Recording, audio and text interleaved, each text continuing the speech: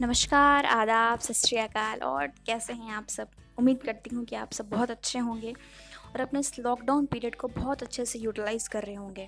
तो इसी कड़ी में हम आगे बढ़ते हैं और आज अपने बेसिक इंग्लिश में कुछ नए वर्ड्स याद करते हैं और कुछ नए सेंटेंसेस को सीखते हैं, जिससे कि हमारी डे टू डे लाइफ में हम इन वर्ड्स को, इन सेंटेंसेस को यूज़ कर सकें और अपनी इंग्लिश को इम्प्रूव कर सकें। So let's start with today's sentences.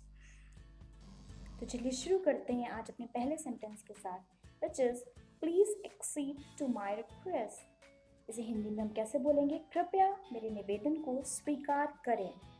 जब कभी हम किसी से कोई चीज़ रिक्वेस्ट करते हैं कि वो ऐसा कर ले, तब हम इस सेंटेंस का यूज कर सकते हैं। हमारा नेक्स्ट सेंटेंस है avail yourself of this chance. इस अवसर का लाभ उठाएं। कभी कभी हमारे टीचर्स हमें बोलते हैं कि तुम्हें ये चीज़ करनी चाहिए या तुम्हें इस अपॉर्चुनिटी को गेन करना चाहिए, तो उसे वो इंग्लिश में कैसे बोलते हैं कि you should avail yourself of this chance. Next one is I acted according to his advice. मैंने उनकी सलाह के अनुसार काम किया। जब कभी हमारे टीचर्स हमें कुछ करने को बोलते हैं, फिर अगर हम उसी बात को किसी और से बोल रहे होते हैं, तो हम बोलते हैं I acted according to his advice. Third one is he was not ashamed of his conduct. उन्हें अपने आचरण पर शर्म नहीं आई थी।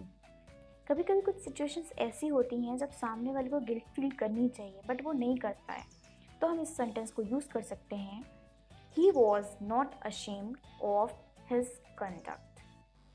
Next one is you are angry with मी।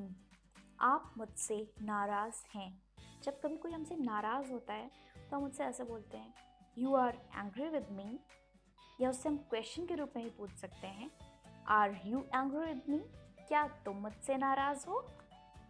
अगर हम इस सेंटेंस को क्वेश्चन सेंटेंस के रूप में पूछेंगे तो ये बन जाएगा are you angry with me, क्या आप मुझसे नाराज हैं। तो it is a form of a interrogative sentence. Next one is always abide by your promise. हमेशा अपने वादे का पालन करो। जब कभी हम किसी से कोई प्रॉमिस करते हैं तब हम किसी को ये सलाह देते हैं, तो हम उसको क्या बोलेंगे कि always abide by your promise. Next one is please excuse me for coming late. कृपया देर से आने के लिए मुझे क्षमा करें। जब कभी हम कहीं लेट पहुंचते हैं, हमें जब टाइम पे पहुंचना होता है और हम टाइम पे नहीं पहुंचते हैं, then we can use this sentence please excuse me for coming late. Next one is be aware of pickpockets. It means जेब कतरों से सावधान। जब कभी आप रेलवे स्टेशन पे या फिर आप कभी भी एयरपोर्ट पे जाओगे, आप बस स्टेशन पे जाओगे, तो आपको ये बहुत कॉमन सेंटेंस देखने को मिलेगा be aware of pickpockets. It means जेब कतरों से सावधान रहें। Next one is I agree with you in this matter.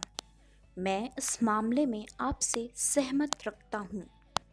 जब कभी हम किसी भी विषय पे बात हो रही होती है, नॉर्मली किसी भी टॉपिक पे बात हो रही हो और आपको अपनी सहमति जाहिर करनी हो कि आप उस बात से सहमत हैं कि जो भी चीज़ है वो ऐसी ही होनी चाहिए, then you can use this sentence I agree with you in this matter.